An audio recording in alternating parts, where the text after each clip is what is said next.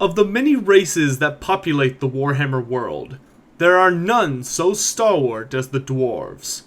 For thousands of years they have ruled from their ancient holds beneath the mountains, a formidable force in the world despite their slow decline. As time passed and the forces of destruction continued their endless war of attrition against the Dawi, many things were lost from golden ages of the past.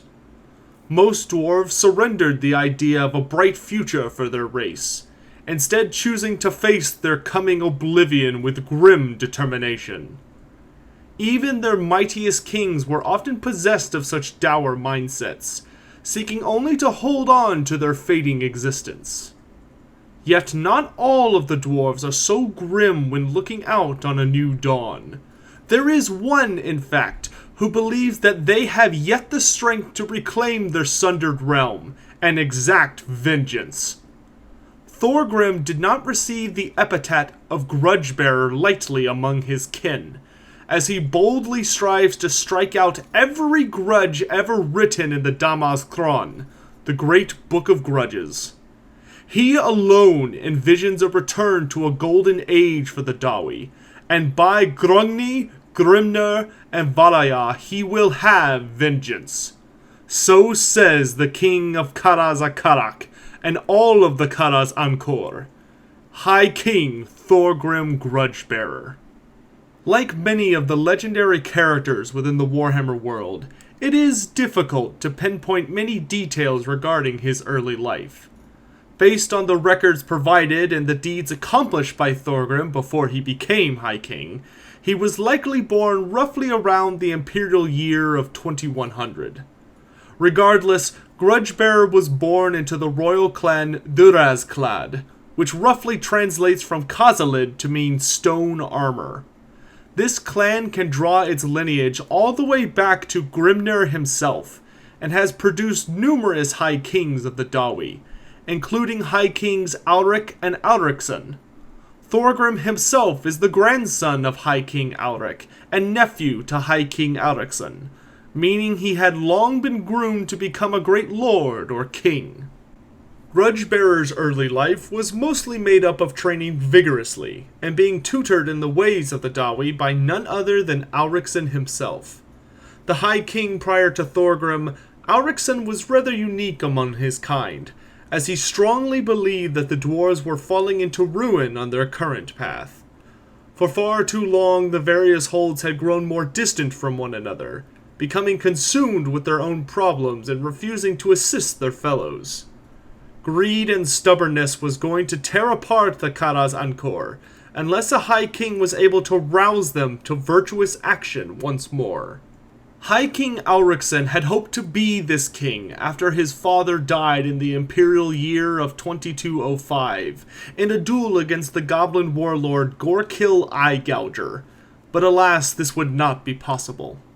In less than a century from taking the throne, Alricson received a call for aid from the realms of men, as chaos was descending from the north in a horde not seen in many ages. The Great War against Chaos had begun. This is where the story of Thorgrim truly begins, as he eagerly joined his uncle's throng that marched north to Kislev's aid. He went to help the manlings cast back the legions of Azavar Kul. Standing with the other Dawi during the battle at the gates of Kislev, Thorgrim battled valiantly against the insane warriors of Chaos and the terrifying demons they summoned to assault the walls. Time after time, High King Alricson led his throng into battle atop the glorious throne of power, casting back abominations to the realm of chaos and slaying mighty champions covered in hell-forged plate. Thorgrim fought bravely alongside his uncle and cousins, and eventually, thanks to the aid of the soon-to-be Emperor Magnus the Pious, Chaos was finally defeated. The dwarves were victorious, but the price that had been paid was high indeed. High King Alricson was deeply wounded in both body and soul, as he had lost all of his sons to the fighting. Exhausted by both the battle and tally of lives, he decided to return back to Karaz Karak immediately, with dark thoughts brooding in his mind. Yet not all of the dwarves returned with him from the cold realm of Kislev. Watching his kin fall back to Karak, Thorgrim Grudgebearer decided to stay behind as he had met small formations of dwarves that claimed to have been sent from their holds in Norska to wage war against a common foe. These Dawi were strange, having developed their own dialect and customs due to being cut off from the rest of the Karas Ankor for thousands of years. Thorgrim found it hard to believe these warriors were indeed from the legendary holds of Krakadrak and Kazir Ravik in the northern mountains, so he decided to find out for himself.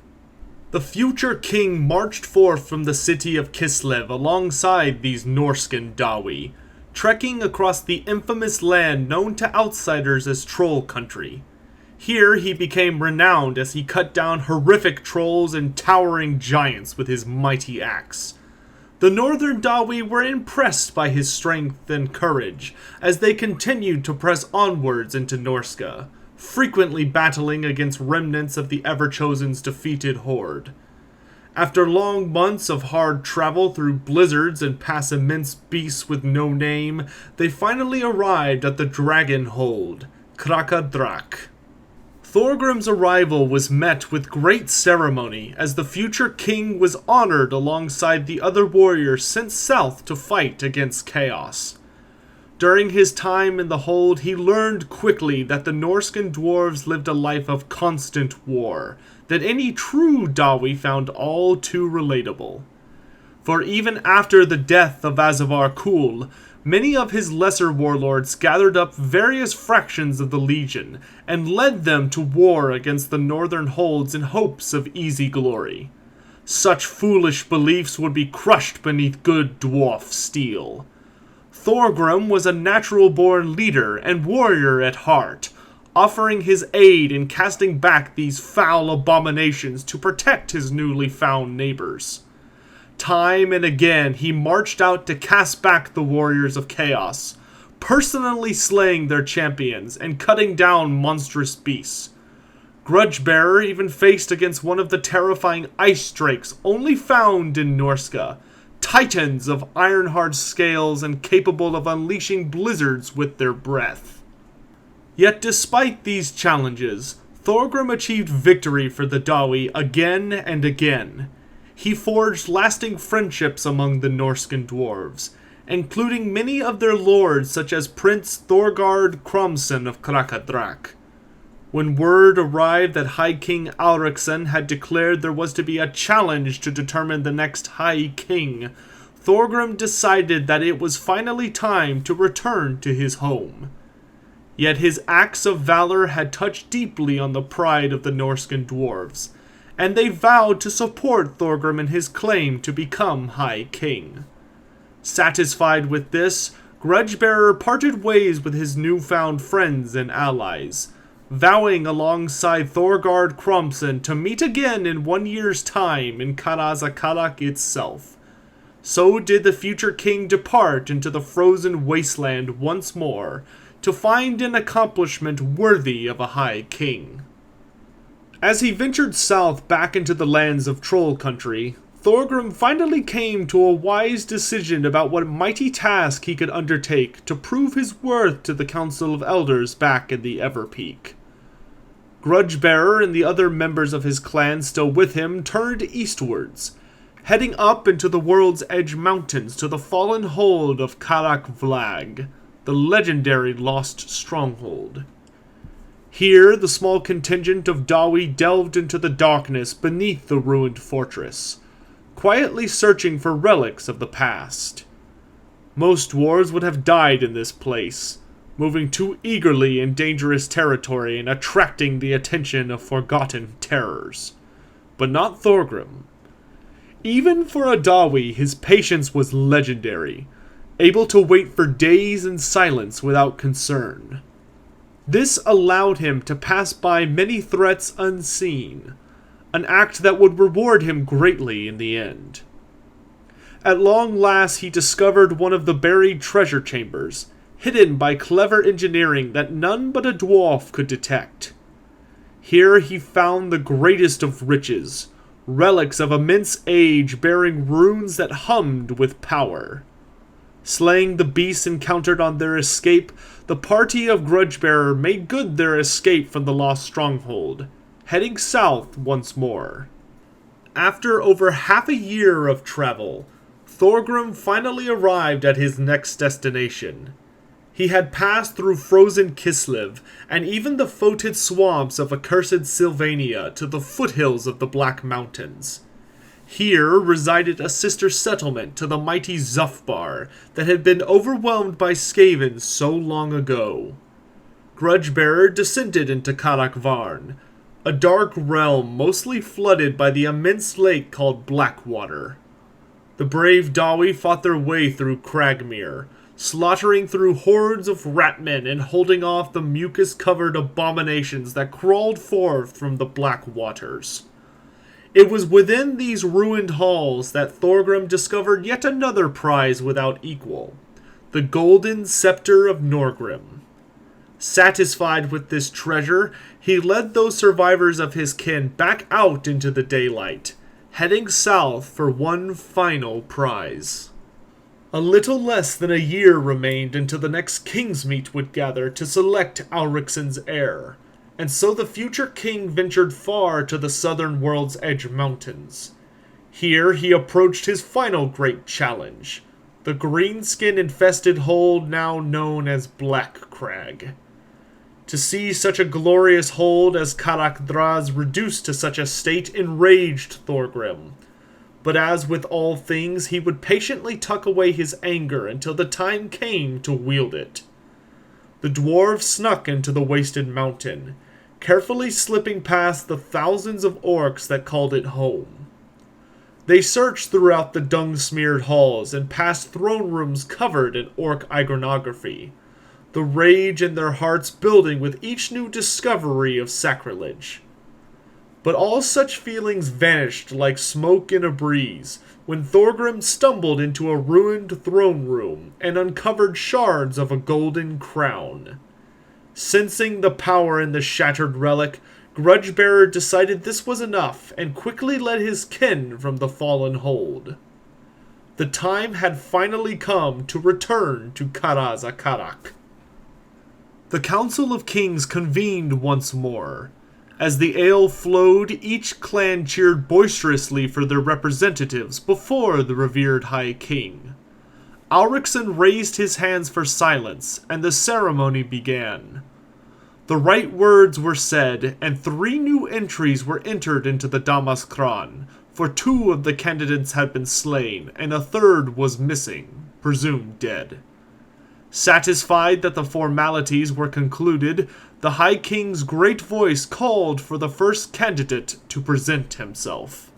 Each claimant climbed the dais before the throne of power, and turned to face the assembled throngs to loud encouragement from their supporters.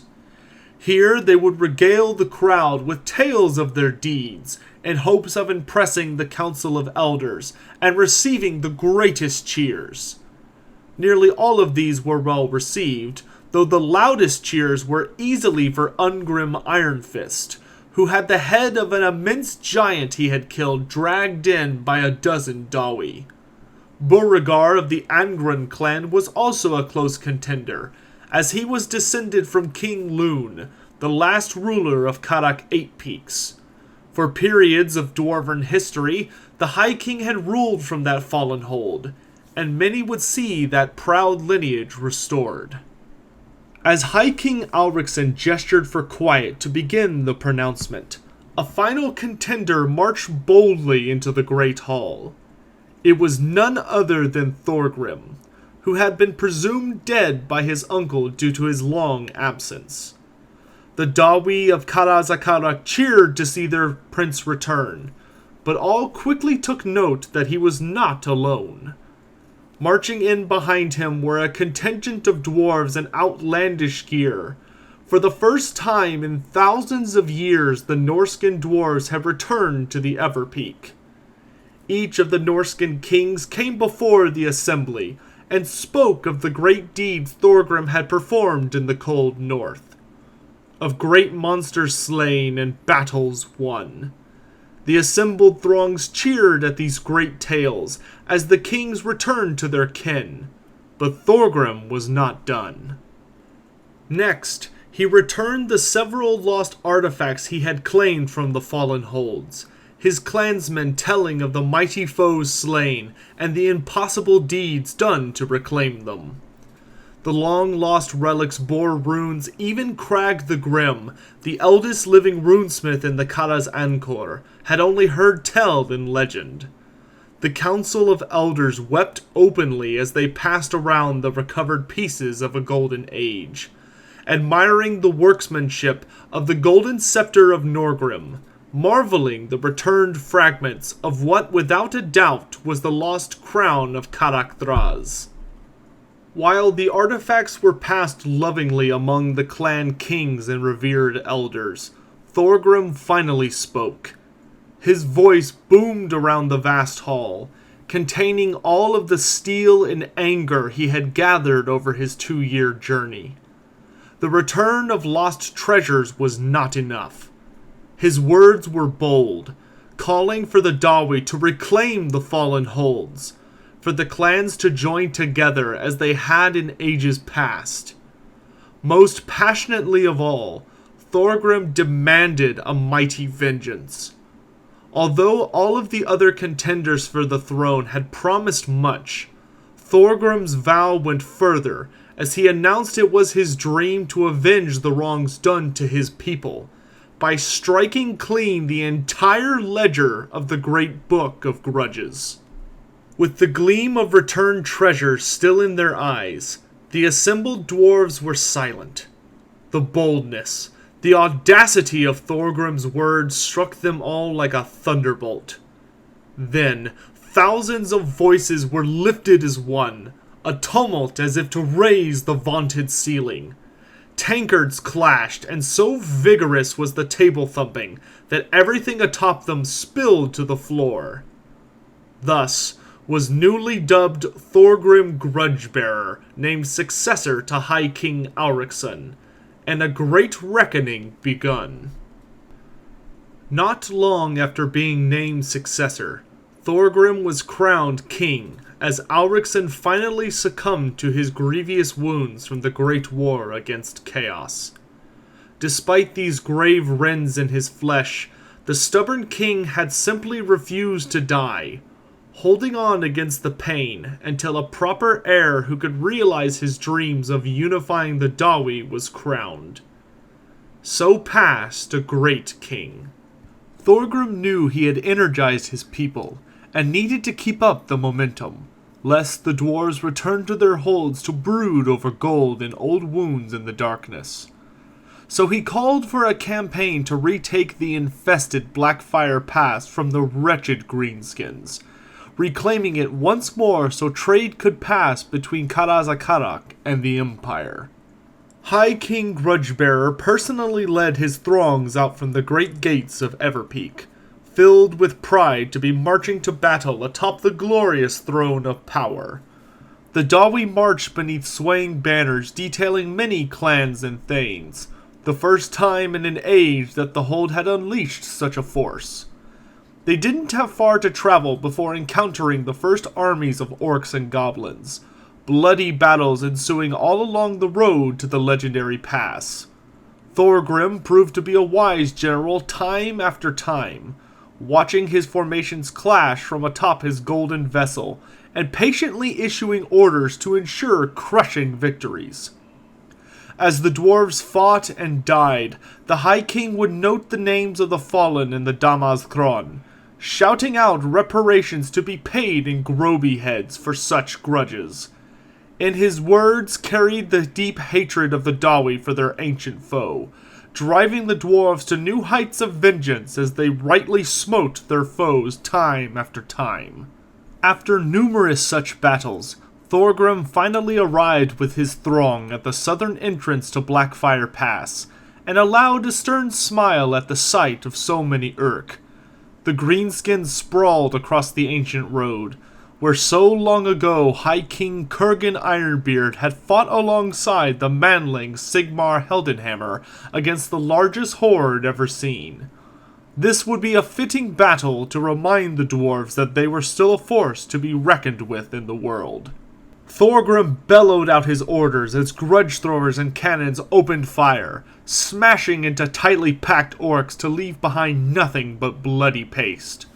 Flame cannons immolated squabbling pockets of goblins, and their high-pitched wails almost put a smile on the High King's face. As the green horde charged up towards the dwarven war machines, the regiments of warriors and longbeards marched forward to meet their ancestral foe. The lines smashed together, hammer and shield matched against oversized choppas and poorly crafted spears. Giants stomped into the lines, only to be cut down minutes later by eager slayers seeking redemption for past sins. Gyrocopters soared overhead and unleashed torrents of steam across fast-moving wolf riders on the flank, boiling both goblin and mount alive. Watching from his throne, Thorgrim's steely blue eyes scanned the battlefield for any signs of potential threats to the Dawi line. These greenskins were the same unorganized mass they always were, but something glinting in the sunlight drew his gaze to the northern side of the pass.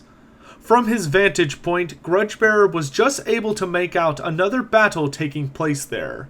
He waited patiently as the fighting raged for the northern force to come closer. The High King nearly laughed when he realized the other army was the throng of Karak, waving banners that announced their leader to be King Alric Ranulfsson himself. Thorgrim had waited long enough, and roared for his throne bearers to carry him into battle. Accompanied by his Everguard, the Hammerers smashed aside greenskins with sweeping blows of their great hammers to make way for the High King.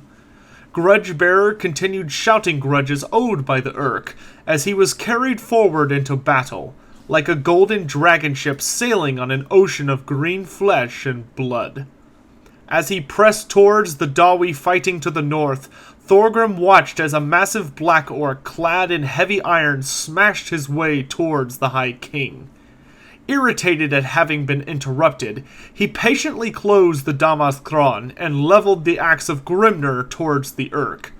Upon being reached, the fight ended near instantly, as Thorgrim parried aside the leaping blow of the Black Orc before reversing his strike at an unnatural speed to behead the brute. His warriors roared in approval, and slammed into the greenskin line with renewed vigor. It did not take long for the dwarves of Karak to cut their way through the pass with Thorgrim Grudgebearer at their head. The High King reaped a terrible tally of the greenskins, hardly pausing even when a massive wyvern came crashing down into the battle line with a roaring warboss astride it. The monster snapped its jaws at the dwarf king, but before it could connect, the throne of power flashed with eldritch might, and the beast reared back in agony.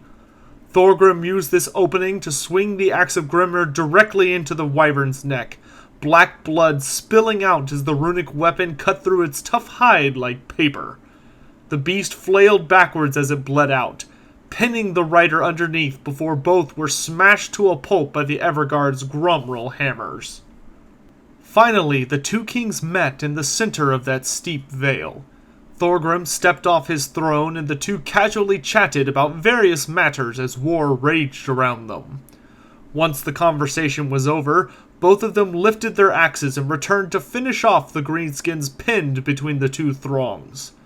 So was Blackfire Pass reclaimed by the Dawi, and a great many entries were struck out of the Great Book of Grudges. The Great Reckoning had begun. Returning to Karak, Thorgrim did not give the dwarves of his hold much time to savor their great victory. He summoned up the clans once more, who all eagerly gathered beneath his banner to reclaim what was rightfully theirs.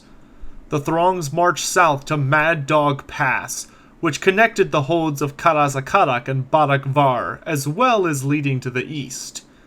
Here, Thorgrim led his host to another monumental victory, scattering the greenskins and Skaven that had sought dominion over the pass, and returning all of the lands surrounding the Everpeak to Dawi control. Having reclaimed all of the significant passes close to his hold, Thorgrim had convinced many of his kin that it was indeed finally time for the dwarves to strike out against their ancient enemies. He now turned his attention towards what would be the greatest achievement ever accomplished by the Dawi since the time of woes, reclaiming a lost hold. He started off slow, assisting the other holds in reclaiming various strongholds from Skaven, Greenskins, and worse with gunpowder and steel. Multiple mines and outpost fortresses were recaptured during this time, strengthening the dwarven presence throughout the old world for the first time in millennia. Yet each of these successful engagements only gave the High King a taste of his true desire, building the confidence and fire in the hearts of Dawi all across the Karaz Ankor to allow for their true challenge. Thorgrim cast his stern gaze upon the fallen hold of Karak 8 Peaks, which in its prime had been a fortress rivaling the grandeur and strength of Karaz Karak itself. If this ruined series of fortresses could be retaken, then surely the dwarves would enter a new golden age. So did Thorgrim begin exerting his influence to build up an expedition to retake a foothold in the infested Karak, appointing Belegar Ironhammer as its leader. Descendant of King Lun, Belegar Angrund had the strongest claim to being king of Karak 8 Peaks, which was not lost on many of the clans scattered around the Karaz Ankor. Although it would take over 100 years to build up the needed resources and influence, Thorgrim considered it more than worth the cost. While preparing for the invasion to the south, the dwarves were interrupted briefly by one massive invasion, though they did not suffer much from it. In the imperial year of 2420, a massive greenskin invasion came surging up from the Badlands, led by the infamous Grom the Paunch. A goblin the size of a troll and with regeneration to match, Grom was a terrifying war leader and crushed a throng sent to oppose him at the Battle of Irongate, continuing on to push through Blackfire Pass. Realizing there was no time to waste, the High King sent messengers to the Emperor of the time, Dieter IV, to send an army to reinforce the dwarves defending the pass. Yet the arrogant manling instead sent a messenger back informing the dwarves that he had no intention of aiding them against the greenskins. He figured the problem could be solved with Dawi lives instead. Enraged, Thorgrim immediately declared grudgment against the Empire for this act of cowardice and betrayal. The alliance between men and dwarves would therefore be suspended until Emperor Dieter IV was struck down. Thus did Grom pass through Blackfire Pass virtually uncontested to rampage around the Empire in punishment for the hubris of one man. With that matter out of dwarf hands, Thorgrim returned his attention to the retaking of Karak 8 Peaks. He found a strong ally for this cause in Thorik Ironbrow, the master rune lord from Karak Azul, who also wished to see the ancient hold reclaimed.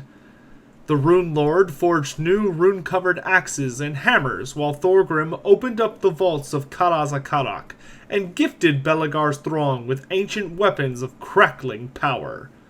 For the first time in an age, an entire throng would march to war wielding runic weapons and protected by rune-struck armor. Thorgrim marched out of Karaz Karak alongside his own army to reinforce the battalions now under Belegar Ironhammer. They followed the underway south before marching out into daylight once more to be further joined by a throng led by Thorik Ironbrow from Karak Azul. Thus did a dwarven army of immense size come crashing down on the gates of Karak Gat of Karak 8 Peaks. The clever night goblins under Skarsnik had long ago turned the gates to their own purposes, reinforcing them with thousands of archers and strange war machines of questionable quality. Even then they had assistance, as an army led by the powerful Gorfang Rotgut launched an ambush from behind the dwarves.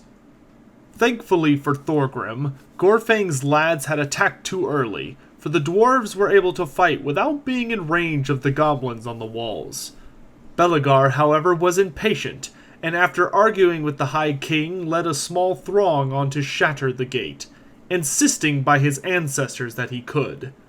Such was the heated argument that in that day alone Belegar had his name written twice into the Damaskron for his words and running off against orders. Annoyed, Thorgrim patiently held the line against Gorfang, who proved to be a disturbingly clever orc that actually bothered using tactics. An immense storm raged during the battle, covering both armies in soaking rain as Grudgebearer watched the battle progress.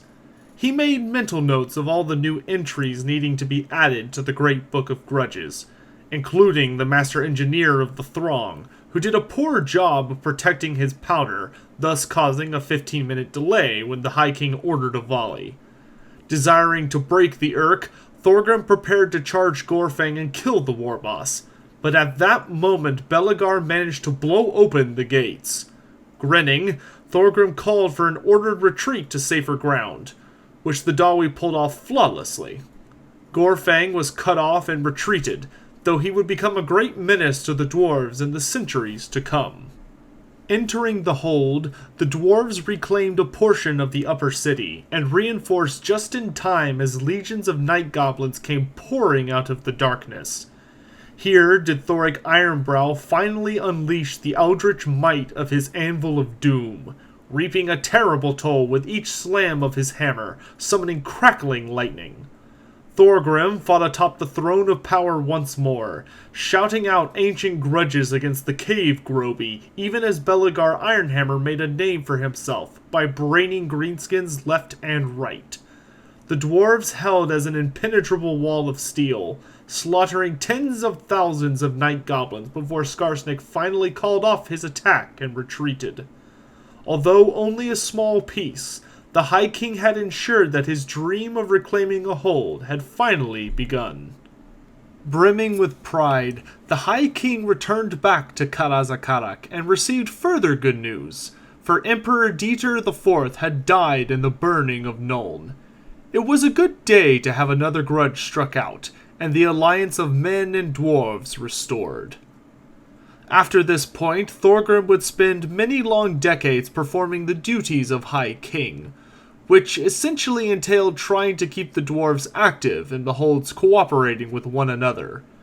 Occasionally, he would lead a throng out to aid his kin, or kill some foe written into the Damaskron for atrocities committed against the Dawi. It was on one such occasion that he met the latest ruler of the human province called Bretonnia. Thorgrim Grudgebearer met King Luin Leanker on the foothills of Cragmere in the Grey Mountains, as both were hunting an infamous bandit lord. Long had he robbed both nations with his forces, and holed up well in the defenses of an ancient fortress on the lands belonging to Karak Norn.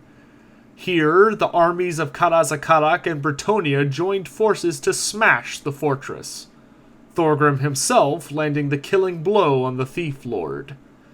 After the battle, there was a large group of captives that needed dealing with, to which Leanker asked that they be spared.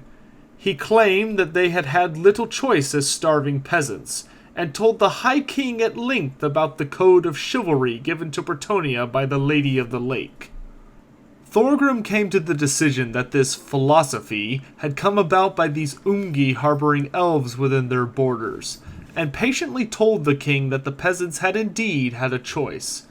They could have chosen to starve. Thus was the soil of Karak Norn nourished with blood that day, for there could be no tolerance for oathbreakers. How else could the younger races learn if not by relentless example? Returning back to the Dawi capital, Thorgrim looked over his realm with begrudging satisfaction. Slowly but surely, the dwarves were increasing in strength in many ways. The Engineers Guild had unleashed new engines of war, the Rune Lords had found clever ways to unleash a new legion known as the Iron Drakes, and the clans worked together better than they had in memory. Yet dark times brooded on the horizon, and the High King turned his attention to a massive greenskin horde heading towards Karak 8 Peaks. This horde had come from none other than Blackfire, which could only mean one thing. Gorfang Rotgut was on the move. Thorgrim immediately gathered his throngs and marched for Karak 8 Peaks, seeking to catch the squatter king, who had violated Karak Azul over a decade prior. He arrived just in time to see a large horde surrounding the entrance to the 8 Peaks, fighting the dwarves there led by Belegar himself. Irritated at the state of the fortress, Grudgebearer gave the order and his army scattered the orcs. Having assisted the younger king, the two proceeded to butt heads and argue, though Belegar finally caved and accepted Thorgrim's help for a time. They wouldn't get to rest long, as Gorfang himself returned and led a charge against the hold. The full details of this battle we'll save for a later video featuring Belegar, as it revolves primarily around him, but Thorgrim did play a notable role.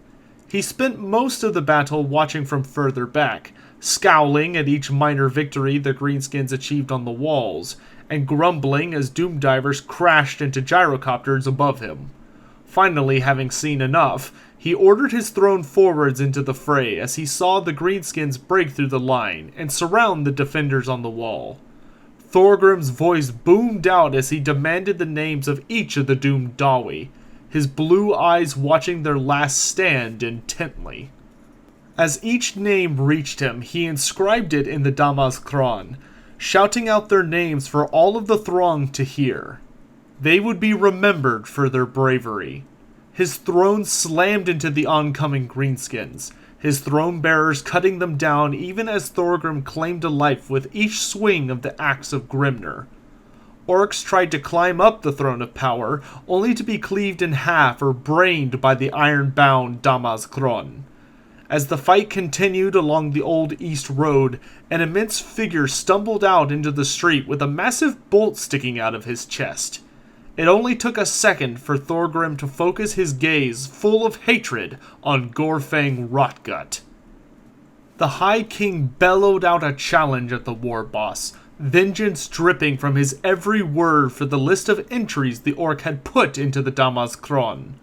Rotgut accepted, scattering his own guard and charging the throne of power. The throne bearer's own weapons bounced off harmlessly from his iron-covered hide, but the rune of Azamar flashed, sending the Urk flying backwards. Thorgrim stomped off his throne, gripping the axe of Grimnir with knuckles white with rage.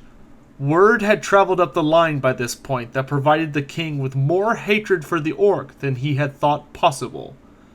Belegar Ironhammer was dead. Roaring to his foul gods, Gorfang charged the High King, and the two exchanged a flurry of blows. Despite the immense strength of Rotgut, he couldn't land a telling strike on the High King, who knew every backhanded strategy in the war boss's book from centuries of fighting such enemies. Despite this, Thorgrim wasn't able to completely avoid his foe's attacks, as Gorfang shouldered him in the chin, breaking Grudgebearer's jaw. Ignoring the searing pain, the two continued to exchange strike after strike. Finally, as the Urk's red fang clashed against the axe of Grimnir, Thorgrim turned the serrated choppa into the ground and brought his rune axe searing down on top of it like a star metal meteor. The red fang snapped in two as the weapon of an ancestor god clove through it. Confused, Gorfang stumbled back while staring down at his shattered weapon. The High King stepped up and slashed his axe up, severing Rotgut's hand. Blood spluttered up as the warboss tried to stop the bleeding with his other hand, before the Dawi King stomped up to him. Thorgrim gripped the bolt sticking out of the Urk, and dragged him down so the two could see eye to eye. Grudgebearer ripped the iron crown off Rotgut's head, and with a final small exchange between the two, Thorgrim was all too happy to decapitate the warboss. Today had been a good day. With Gorfang Rotgut dead, the Greenskins broke, and Karak 8 Peaks was saved once more. As the dust settled, it was discovered that not only had King Belegar Ironhammer survived the battle in fine health, but his son had been born as well. For the first time in far too long, Thorgrim was smiling as he left Karak 8 Peaks, with high hopes for the future of the dwarves, and Prince Thorgrim Ironhammer on his mind. The Damas Kron felt light this day. After the siege of Karak 8 Peaks, Thorgrim veered almost immediately to the northwest, to the nearby fallen hold of Blackfire. With Gorfang Rotgut dead, the mountain fortress was vulnerable for the first time in many decades. The High King's forces managed to smash open the poorly reinforced doors, charging into the ruined hold with roars of vengeance echoing throughout the darkness. Although it was not yet possible to reclaim the hold as Gorfang's surviving armies would return, Thorgrim did not leave empty-handed. Leading his throng into the dungeons, the High King at long last found and rescued the kidnapped Dawi of Karak Azul, who had been taken so long ago. Although he was enraged to see the sacrilege done to a revered hold of the dwarves, this was not the time for this fight. So did the dwarves of Karak fight their way back out and headed down to Karak Azul. Grim King Cazador was humbled beyond words when High King Thorgrim arrived with not only his surviving family, but the head of Gorfang Rotgut as well. Grudgebearer presented the Squatter King's remains to the King of the Iron Peak. In this he had secured the fierce loyalty of another king, and returned to Karak satisfied. After the events in the south, Thorgrim would remain mostly diplomatically active for another few years, until the relatively humorous events surrounding the siege of Zufbar in the imperial year of 2519. Hearing that a large Wa had come and surrounded the engineer hold of Zufbar, both Thorgrim Grudgebearer and Ungrim Ironfist marched out at the head of their respective throngs to reinforce their cousins. What Thorgrim didn't realize was that Zufbar was quite unconcerned at the invasion on their doorstep, viewing it more of an opportunity for artillery practice than anything else. Thus, when two entire throngs showed up led by some of the Dawi's greatest heroes, to say that the battle was brief is a gross understatement. Even as the dwarves began to break open the ale for celebratory drinks, however, none other than Joseph Bugman arrived to inform them all that a massive ogre horde was heading directly for the moot. So the combined forces of Zufbar, Karazakarak, and Karakadrin marched along secret paths shown to them by Bugman, and arrived on the moot's side of the River Aver just as the ogres lumbered into view. On top of this, an army from Nuln arrived as well, adding their might to the immense dwarven force. The ensuing fight was known as the Battle of 100 Cannons, in which the ogres were brutally massacred by the storm of cannonballs. Any survivors of the barrage were then chopped down to size by Thorgrim and Ungrim's forces. Thorgrim returned back to his hold, brooding over the future of his people, even as his kin celebrated yet another great victory. Upon his return, he received word the High King likely never expected. The High Elves of Ulthuan asked to send an ambassador to Karazakarak to discuss the potential of considering a new alliance. Skeptical of any Elgi claiming an act of good faith, Grudgebearer decided to humor the Phoenix King and agreed to this, willing to harbor a small honor guard as well. So did the Elgai of the island nation send the Everchild Aliathra, the Everqueen's daughter, to represent the interest of the elves. Thorgrim received her in good faith and tolerated the numerous meetings with the sorceress ambassador. Although the High King didn't exactly hate the elves, he cared far too little about them to be honestly interested in a lasting alliance. Elves were far too untrustworthy and arrogant for there to be any hope of rekindling any goodwill between the two races. After their allotted time, Thorgrim promised to consider Aliathra's pleas, and sent her from his hold with an honor guard of his own to see the elves back to safety. It did not take long for runners to arrive, announcing that the ambassador had been taken by the leech, Manfred von Karstein, both her elven and dwarf gods slaughtered by the walking dead in Urk. Although he cared little for the fate of any elf, honor demanded that the High King take action, and so he gathered his throng and marched down upon Nagashazar, where the vampire had fled to. He arrived to find the fortress of the damned already under assault by the High Elves, though they appeared vastly outnumbered by a huge legion of the dead. Gruffly ordering his troops forward, the grim warriors of Karak joined the fray, and managed to turn the battle with true dwarven steel. Yet even as Gromrul weapons obliterated the ranks of the undead, Manfred butchered his way through the elves and managed to recapture the Everchild, vanishing with her yet again. The leader of the elves, Prince Tyrion, was infuriated by this loss, and blamed the dwarves for their failure. Although he only struck with words, the Dawi grew enraged at such accusations and demanded blood. Thorgrim ordered them down, for he was not so hot-headed to not notice such words were lashed out at him in grief more than anger.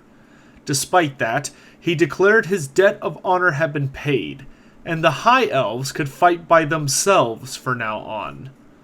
Despite the urgings of his counselors to enter Tyrion into the Damaskron, Thorgrim refused, as he knew he held the high ground, and since Tyrion was an elf already on the brink of destruction. Overall, the reign of Thorgrim had been a great victory so far. More grudges had been struck out than added into the Damaskron, and many lost territories had been reclaimed. He was satisfied with how things were going, even as a runner arrived requesting Thorgrim's aid up north in Karak 8 Peaks, and so the High King ordered a forced march north. It was already time to fight once more. Now that we've wrapped up the extremely long history of Thorgrim Grudgebearer, let's move on to his equipment. No matter where he may be, the High King of the Dwarves is always accompanied by the Throne of Power. This ancient wonder is said to have been forged by the ancestor god Grungni himself, as a gift to his son Snorri Whitebeard. Since the age of the first High King Snorri, every High King in turn has sat upon the golden throne. In fact, tradition rules that whenever the High King sits down, he must do so upon the Throne of Power. At Karak, the throne normally is placed upon a raised pedestal of polished stone in the cavernous Great Hall. Any who would seek an audience with the High King must climb a flight of steep stairs as the Dawi Lord stares down imperiously. Whenever the High King travels, the throne is carried by 4 strong dwarves who are called the Throne Bearers, for they are also the king's personal bodyguard. When going to war, the High King always does so from the sturdy deck of the throne, where he can wield his axe to deadly effect. His throne bearers also swing their own weapons into foes surrounding the throne, even while hefting its immense weight. Only one throne bearer has ever failed in his duties to carry the throne and protect the king, and his entire family was cast out to the Dark Lands as Oathbreakers, never to be heard of again. Due to the godlike power of the runes inscribed by Grungni himself into the throne, it is virtually immune to damage, as a shield of golden light flashes to life to reflect oncoming attacks. Although it does bear the occasional dent on its ornate frames from creatures like greater demons and dragons over the ages. Another important feature of the Throne of Power is that it has the legendary rune of Azamar inscribed on it, a rune so potent that only one of its kind can exist in the entire world. It is said that should it ever crack or be destroyed, the doom of the dwarves would follow soon after. While upon this throne, Thorgrim is virtually immune to all but the most severe forms of damage. The runes upon it blaze to life to turn aside everything from dragon fire to hurtling cannonballs. Sitting upon his throne also grants Grudgebearer an unrivaled view of the battlefield, allowing him to make snap tactical decisions and carrying his booming voice over his subjects. The High King is an expert of butchering his foes with his runic axe from atop the Throne of Power, expertly grounding himself upon it even as it sways deeper into enemy lines. Truly, upon the throne, Thorgrim is like an ancestor god reborn. Speaking of which, when riding upon his throne into battle, it is the axe of Grimnir that Thorgrim wields against his foes. This ancient weapon is one of two that belonged to the ancestor god Grimnir, given to his son Morgrim before the ancestor god disappeared to the north on his quest to close the gateway that chaos poured in through. Since that time, the runic axe has been passed down to each High King in turn, and now resides in the strong hands of Thorgrim. This weapon is a true legend among the dwarves, for the art of placing so many master runes onto a single item was lost long ago. The Axe of Grimnir is an absurdly powerful weapon that Thorgrim wields with enough skill to make him one of the most terrifying combatants in the Warhammer world. It is forged from a unique material known to the dwarves as star metal, meaning it was literally crafted from the remains of an unmatched substance that descended from the heavens nearly 10,000 years ago. This material is unrivaled in strength and durability, even by legendary materials such as Grumril, which the dwarves now use to make their most potent weapons. As for the runes inscribed upon its surface, the Axe of Grimnir contains ancient variants of the following master runes. The most notable rune present upon the axe is a version of the master rune of Skalf Blackhammer, which allows a weapon to strike with such immense might that even the toughest hide will cleave like groby flesh. Even magical armor is a paltry defense against so potent a rune. It is rumored that the main rune upon Gal Maraz, the Warhammer of Sigmar, is in fact this rune. The next rune of note upon the ancestor weapon is the Master Rune of Swiftness, which allows the bearer to wield his weapon at supernatural speeds. Even the fabled weapon masters of the elven races struggle to match the speeds capable of an axe bearing this rune. Thanks to this speed, Thorgrim nearly always surprises his opponents, pulling off lightning reposits and cutting them down in a matter of moments.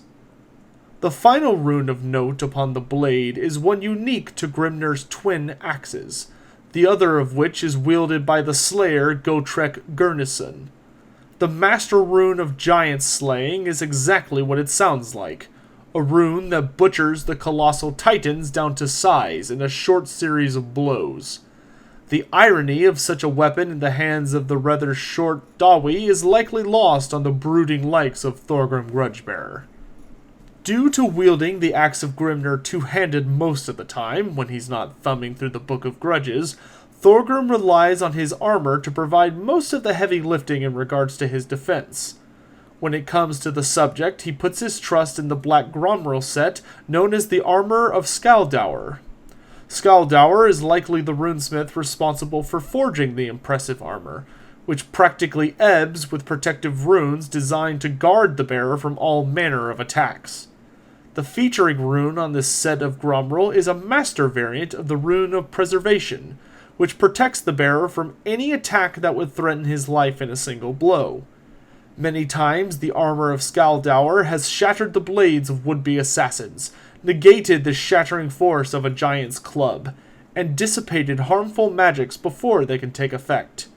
Combined with the defenses provided by the Throne of Power, Thorgrim Grudgebearer is practically a living fortress that nothing can hope to scratch. Upon the furrowed brow of the High King resides the dragon crown of Karaz, which means everlasting. This gilded crown is worth more than most nations in the Warhammer world, covered in rare gems, and made of the finest craftsmanship known to the Dawi. It has been worn by every High King since the founding of Karak, and acts as their greatest symbol of status. Such an artifact means more to the dwarves than words can express, granting those who stand beside their king the resolve to hold their ground against the foe, no matter how terrible things may seem. So long as the crown sits atop Thorgrim's head, the line will hold. And finally, but most importantly, is the Damaz Khron, the Great Book of Grudges. This ancient tome contains every single slight ever recorded against the Dawi, since the first entry written by Snorri Whitebeard against the Greenskins nearly 10,000 years ago. Each entry is written with the blood of the High King as its ink, so that the gravity of each sin is weighted as it should be, the words infused with anger and vows of vengeance. Thorgrim always carries the book with him, whether it's beneath his pillow as he sleeps or tucked beneath his arm as he travels throughout his own hold. It is always on his mind. He has vowed to strike out each entry within it, an impossible task even if he lived 1,000 lifetimes, but such is his resolve that he intends to see it done. Although he has already struck out a long list of grudges from the book, there is still much to be done. As he is carried into battle, the king will read out passages from its iron-bound pages about the sins of their current foe that they have committed in the past. These reminders drive the dwarves into the very depths of hatred, driving them to the very heights of valor and bravery. With Thorgrim in their midst, the Dawi become a race of vengeance made manifest, ready to claim just recompense from their foes in blood. With another section down, let's keep up the momentum and press onwards into skills. When it comes to the various traits that define Thorgrim, none are quite as important as his unmatched patience. The High King is famous even among his own kin for events such as the time he visited King Bernoth Grundadrak of Blackfire. The two Dawi lords had sat opposite of one another in their respective thrones in silence, staring for nearly 2 whole days. Finally, the Seahold King had cracked and asked what brought Thorgrim to his Karak. Grudgebearer found such a quality respectable. Thanks to this supreme ability to wait and see how things play out, the High King is also the greatest general the dwarves have seen in many ages. He will usually sit atop the throne of power in the center of his formation, watching the battle play out and gruffly sending out orders to thwart the enemy's plans. That being said, once the fighting reaches a crucial moment, he'll often give the order for his throne bearers to charge into battle, bolstering his warriors with his mere presence as he reads out entries from the Damas Kron. Upon arriving in the thick of the battle, Thorgrim Grudgebearer is no slouch as he lays about with the fabled axe of Grimnir. Although not quite as powerful as the likes of Ungrim Ironfist, the High King is more than capable of tearing open the enemy line or slaying powerful beasts. He often prefers to direct his might towards the enemy leader, seeking to butcher his foe in a challenge to shatter the enemy morale, as by the time he engages, they're nearing a breaking point. Yet it is not Thorgrim's offense that allows him to be the anvil for his people, but his impenetrable defense. The High King is like the Everpeak itself, uncrackable by all but the mightiest of blows, and able to stall entire enemy units. Once Grudgebearer has slammed into the battle line alongside his hammerers and valiant warriors, the foolish foes of the Dawi are doomed to a slow and brutal death.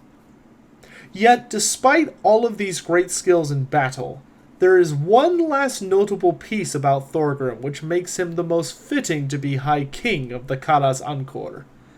Despite his love for traditionalist ways and cantankerous views on the other races in the Warhammer world, Thorgrim is surprisingly open to change. It is Grudgebearer who encourages the Engineers Guild to unleash contraptions only tested for a mere 2 centuries or so. It is Grudgebearer who asks the Rune Lords to make creations to allow for units such as the Iron Drakes to be unleashed. And it is Grudgebearer who demands the dwarves leave their dark holds and march to war once more. With the High King pushing for new innovations among the Dawi, perhaps there is indeed a chance for them to achieve a new golden age after all. With his skills now out of the way, it is now time for Thorgrim's famous battle. Over the centuries that Thorgrim has been High King, he has led the Dawi into countless battles. He has faced every enemy, from the horrid powers in Norska and beyond to the endless tides of greenskins swarming the Badlands. Yet despite many victories over the foes of the dwarves, Thorgrim likes to measure his victories by the amount of grudges struck out of the Damas Kron at the battle's end, rather than by body count or rewards earned. Thus, for one of his greatest battles, we shall venture into dark times, when the world was ending, and the dwarves fought on in the face of utter annihilation. Here is the tale of the final siege of Karak. The world was ending, though few believed it. Over the past year, all of the Kara's Encore had fallen, each stoic realm of the Dawi consumed by madness and ruin. Skaven surged across the world openly, drowning each of their enemies in a tide of rat flesh as the power of chaos surged. Yet not all of the dwarves had been defeated, for the ancient capital of Karak remained mighty and unbowed. Thorgrim Grudgebearer glared out upon a dying world, filled with anger as the largest Skaven army ever seen marched upon his home. The full might of Skavendom had been assembled, a force so immense it choked the entire landscape around the Everpeak. Millions upon millions of ratmen swarmed about, preparing hundreds of war machines and dragging immense abominations into formation. The High King had been fighting in the deeps virtually non-stop to protect his home, though mighty heroes such as the Rune Lord Crag the Grim had been lost already fighting in the depths. His advisors repeated the same thing over and over. They should hide behind their walls, let the mountain defend them as it always had. Yet this tactic had failed them time and time again. No more, Thorgrim decided. If the Dawi were to die this day, they would do so in a way that would make their ancestors proud. The Skaven war machines kept firing away at the immense mountain, trying to penetrate its flawless defenses even as dwarf cannons and organ guns returned fire to devastating effect. Yet suddenly, all of the dwarf guns went silent, the stiff breeze clearing smoke away from the mountain. The Skaven, now led by the infamous warlord Queek Headtaker, cried out in victory as they believed their infiltrators had silenced the war machines. The Ratmen were woefully mistaken. The towering doors of Karak rumbled as they slowly opened for the first time in decades. From within the hold came marching the entire force contained within its halls, with High King Thorgrim Grudgebearer leading upon the throne of power. Already his booming voice carried across the battlefield, reciting out grudges from the 4,000-year-old war against the wretched Skaven. Thousands of Dawi marched out behind him, their demand for vengeance growing with each word from their king. For the loss of the lower deeps of Karak Varn, 2,000 Thagaraki hides. For the cruel slaying of the last kinsfolk of Karak Asgal, 900 tails and hides.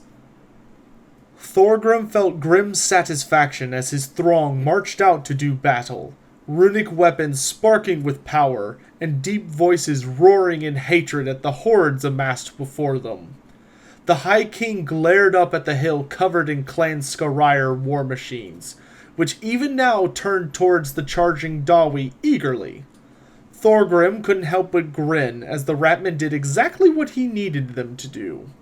Suddenly, the mountainside of the Everpeak seemed to erupt, as hundreds of cannons, grudge throwers, and organ guns spoke in one booming voice, completely obliterating the Skaven war machine line. Cones of flame arced out to immolate entire regiments of slaves, and the space before the dwarves became a killing field. Thorgrim had emptied his vaults of runic weapons and armor. Thus, this throng contained the most massive gathering of magical equipment witnessed in many thousands of years. When the Skaven sent forth their hundreds of thousands of slaves to tear the Dawi apart, the High King could only chuckle as his throng smashed into them. With such potent equipment, the slaves were utterly butchered and couldn't even drag down a single dwarf before being crushed beneath the relentless march. The High King ordered his brave warriors forward with bellows of vengeance. for he knew Queek was here, and would be certain to lure the monster out. Thorgrim could feel rage boiling in his veins as his royal hammerers crushed rat after rat into bloody pulp. He spoke of Karak and Zufbar, and the sack of Blackfire, and the endless litany of unpaid-for wrongs that stretched back to the time of woes. The orders he gave were few and barked impatiently.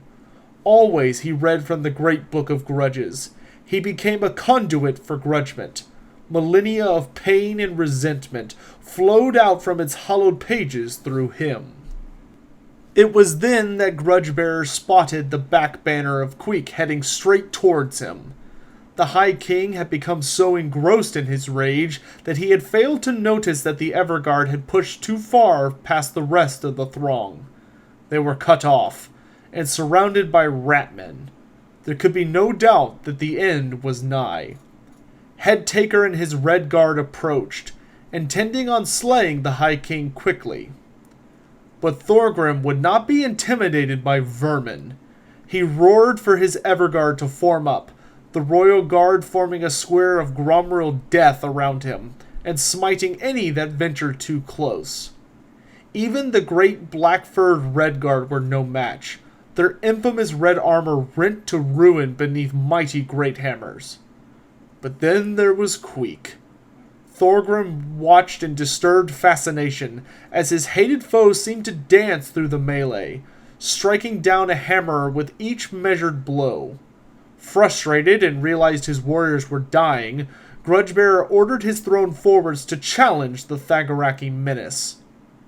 Even as the distance closed between Queek and Thorgrim, an unexpected event occurred on the cliffs above the field.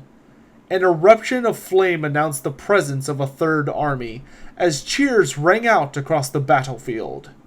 Bugman had come, and he wasn't alone. Experienced rangers fired volleys of crossbows as a throng of slayers led by Ungrim Ironfist charged down into the valley. The tide had turned against the Ratmen, and now it was only a matter of time until they broke. Realizing this, Grudgebearer demanded his throne be set down, and he stepped off it towards Headtaker, eager to cut the head off this serpent once and for all. Queek was of a similar mindset, for surely if he killed the King Beard Thing, the rest would break and flee back into their hole. So the two leaders approached one another. Yet Thorgrim was not silent as he stomped across the battlefield, Axe of Grimnir thirsty for blood. For the death of Krug Ironhand, the head of Queek. The Ratman sneered at him, seemingly flattered that the king bothered to remember his exploits. For the illegal occupation of Karak 8 Peaks, the head of Queek. Thorgrim approached his foe even as the warlord of Clan Moors readied his stance. Titans were about to clash. Thorgrim roared with hatred and charged the Thagaraki, axe ready to deal death.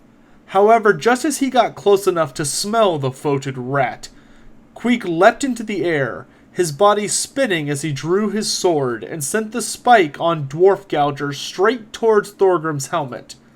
The weapon hurtled forward at an impossible speed, one that no dwarf could ever hope to match. Yet Thorgrim wielded one of the most powerful runic weapons ever forged, and the axe of Grimnir blazed with power as it snapped up to meet Dwarf Gouger. A blinding light surged before Queek's weapon shattered in an explosion of freed magic. The Skaven landed in a panic, thrusting his sword for the king's face as he tried to dodge away. Snarling, Thorgrim instead stepped into the blow, grabbing the sword with his hand and yanking Headtaker closer to him. Queek released his sword, but by then it was too late, as Grudgebearer dropped the axe of Grimnir and grabbed Queek by the throat, lifting the Ratman into the air. He tore the warlord's sword out of his hand, cutting off Headtaker's famed back banner, and freeing the souls bound to it at long last. For the battle of Karak, the head of Queek, he rasped, voice already ruined by his shouting. Queek squirmed in his iron grip, teeth gnashing in panic as he tried to kick off the dwarf lord. His vision turned black at the edges as he reached to try raking the king's face. "For the killing of Belegar Angrund, rightful king of Karak 8 Peaks, the head of Queek," Thorgrim spat. Headtaker's struggle weakened. He tried being more precise with his frantic attempts to escape. He gave up trying to hurt Thorgrim, and instead tried to pry the dwarf's granite grip loose. But the fingers would not shift, and Queek's hands bled as his claws tore off against the king's impenetrable armor. Thorgrim tightened his grip. Queek's choking became wet, feeble as the death chokes of a dying slave rat. The High King pulled Queek level with his bearded face. "For the deaths of many thousand Dawi, the head of Queek. Now die, you miserable son of the sewers." And with that, Thorgrim shook the Skaven one time, snapping Queek's neck. His body went limp, but Thorgrim continued to squeeze, the litany of woes he shouted at the rat man transforming into a loud, inchoate roar. At last he dropped the body at his feet and stamped upon it with iron-shod boots, shattering Queek's bones. He spat on the ruin with disdain. "You can keep your head upon its neck, Thagaraki. I'll not have it sully my halls." Thus passed Queek Headtaker from the world, and the Skaven broke, claiming the greatest victory in dwarf history, as a million-strong legion was annihilated by vengeful thousands. Alright, and with that out of the way, we are now on to the summary of Thorgrim Grudgebearer's events during the end times. I will be putting an annotation somewhere around Thorgrim's face that if you do not care about the end times and want to skip it, or if you intend to read it but don't want spoilers, you can just click on that and skip. Though if you're avoiding spoilers, I apologize for the Queek Headtaker fight. But in any event, Thorgrim had a pretty small role to play in the end times. Basically, it begins with the dwarves having a council of the kings. Thorgrim gathered all of the kings to discuss the end times because he basically knew it was coming. Unfortunately for him, the kings were mostly in favor of hiding within their holds and did not want to go out and fight. King Khazador of Karak Azul, Thorik Ironbrow of Karak Azul, and King Bernoth Grundedrak of Barakvar in particular were all very in favor of remaining hiding in their holds. King Belegar Ironhammer, King Ungrim Ironfist, and Thorgrim all wanted to go out and fight, but they were mostly outnumbered by various elders. Thorgrim basically came down to a decision of that he decided he didn't want to anger the rest of the kings, so they would remain in their holds for now. But he would send out aid to where he could. He did ask Belegar Ironhammer to surrender Karak 8 Peaks and come help defend Karak Azul, but Belegar, being Belegar, was too prideful and ended up making a decision that would probably doom the dwarves. But in any event, we wouldn't see Thorgrim again throughout the entirety of the end times until near the very end, when the Skaven began their second, much larger invasion against Lustria and the Dwarven realms. In this, they succeeded in conquering every single hold except for Karazakarak, in which they had a final battle, which I detailed just a minute ago, though I skipped notable portions of it. Essentially, the Skaven emptied everything they had. Clan Skryre, Clan Moors, the rest of the Warlord clans, and a few others just brought everything they had to try and take down Karazakarak. And it was a couple months-long siege. There were a few points the Skaven made some good progress. They started advancing through the underway to get into the hold from below, but Crag the Grim, the oldest rune lord in the Karaz Ankor, sacrificed himself and exploded the lower deeps, killing himself, quite a few dwarves, but an absolute ridiculous amount of Skaven, and cutting them off so they couldn't surge up from beneath anymore. Thorgrim defended the gates of Karazakarak, which some of the outer gates were attacked by a Warbringer, which is the most elite type of a vermin lord, which is a greater demon of the Skaven, essentially, greater demon of the horned rat, managed to force its way through some of the minor gates, getting into the hold, and Thorgrim led his throngs to hold him off. This Warbringer and the Doomglaive it had actually managed to mortally wound Thorgrim, but just as it wounded him and punched through his armor and the Throne of Power's defense, the Wind of Metal, which had been released from Ulthuan, found Thorgrim to be a suitable host, and it inhabited the Throne of Power, because Thorgrim wasn't willing to accept it. But when it did that, it instantly repaired Thorgrim's armor and made him ridiculously strong, and he one-shot this terrifyingly huge greater demon. So Thorgrim kills it, and he obliterates all the Skaven trying to get into the hold, and then he tries to heal for a bit, but unfortunately for Thorgrim, the damage done by a Doomglaive is fatal. And so Thorgrim was dying. Very slowly, but he was dying. So he decides to make one final attempt to save the Karaz Ankor, and sallies forth from the Everpeak to attack the Skaven. Because he figured out that pretty much the Skaven had mastered the art of laying siege to the dwarves, and the Skaven were really terrible at defending themselves, because they always expected the dwarves to just hide in their hold. So when he decided to come out, he told all his war machines to hold their fire, because he knew the Skaven would redirect their war machines at the dwarves, which would line them up for a better shot, and also give a clear view for all of the war machines in the mountain. So of course he opens the gate, he marches out, as I talked about, his war machines fire and completely obliterate Clan Skyrire's stuff, and he sallies out, and this army of Skaven was literally so large that I could show you a global map of the World's Edge Mountains from like the entire old world perspective, and I would be able to make a big old circle around Karak showing where that entire army was. And so the Skaven's first plan was they sent their entire slave legions against the dwarves. Well, that didn't work because Thorgrim equipped them all with... They were basically all like lords. They were so well runically equipped.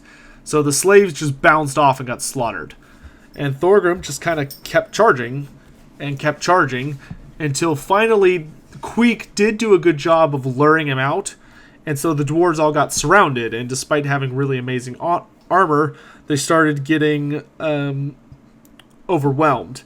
Thorgrim had an advance guard that went after Ikit Claw, and he tried to rally some war machines, but some Iron Drakes decided they had enough of that, and they obliterated them, but they were subsequently ran over by Doomwheels, because they were too far out. And when Thorgrim saw them get run over by Doomwheels, he figured, maybe I pulled out too far. And so he got surrounded by Queek, and as, of course, he was about to be very slowly brought down and murdered, Joseph Bugman, along with all of his rangers, and Ungrim Ironfist, who had absorbed the Loremaster by this point, with all of his survivors from Karak Kadrin, who had become slayers, surged down the mountainside after collapsing an avalanche on top of some Skaven, and absolutely butchered that part of the army. This caused enough of a break in the Skaven that Queek realized if he didn't do something, they were going to lose. So he challenged Thorgrim, and Thorgrim challenged him, and Queek accepted. And the two fought, and as you learned in the story that I told, which is my favorite story involving Thorgrim, Queek loses pretty badly, and he dies. And when Queek dies, the Skaven shattered, and the only one who could have rallied them was Queek, and he was dead. Ikit Claw tried to rally them, but then Ungrim just showed up and breathed a bunch of fire over him, which if you don't know Ikit Claw, he's mostly like, he's kind of like a Skaven version of Iron Man, in that he's covered in a suit of metal. And so when Ungrim breathed fire on him, all of his metal melted onto his flesh, and he went down.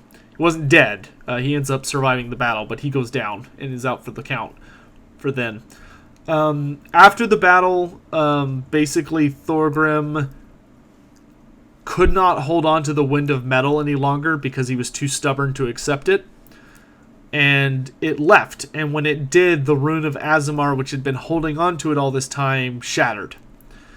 And when, of course, the dwarf legend is when the Rune of Aasimar breaks, so too will the Dawi. That when that rune is gone, the dwarves are doomed to die. So Thorgrim was kind of not too high morale.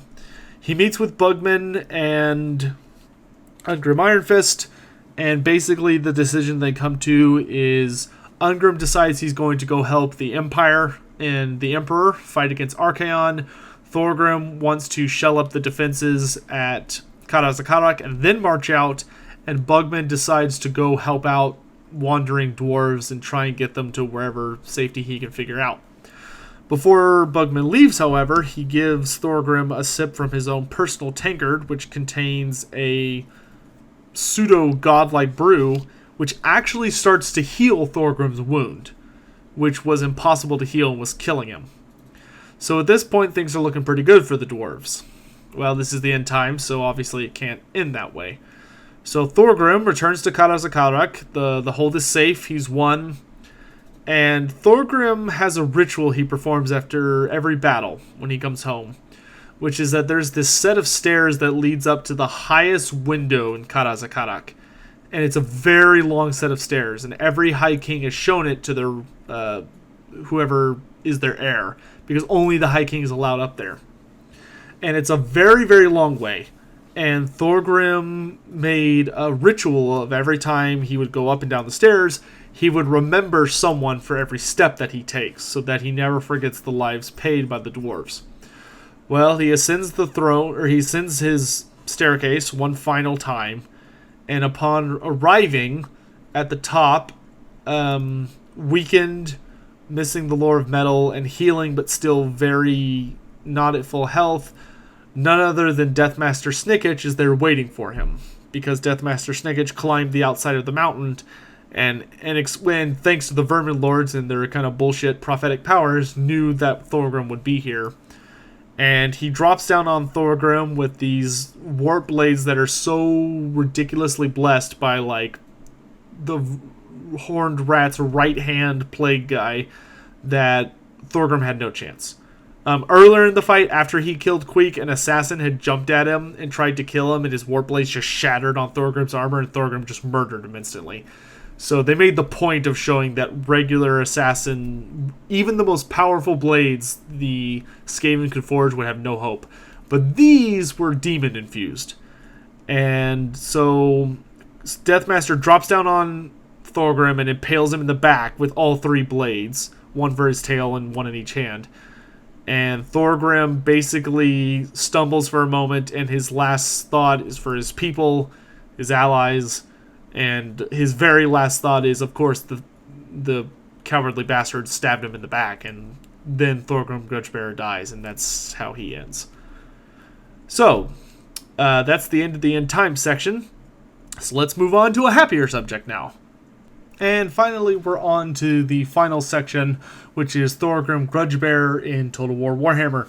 So, if you haven't seen this already, this is the little, essentially a small list of traits that they put out. This isn't all of his skills or traits. These are just a small list to kind of give you an idea. I gotta say right off the top, I think they nailed Thorgrim Grudgebearer. Each of his rules, from Obdurate giving him increased loyalty from all the lords, which is fantastic, because obviously he's the High King. The High King rule, inspiring everyone next to him, gaining immune to psychology effects, increased charge and attack bonuses. That works well with the way the Dragon Crown of Karaz works, in that it originally was designed in tabletop to give you immune to psychology for the unit you were in, as well as making them stubborn, which made him just super hard to bring down.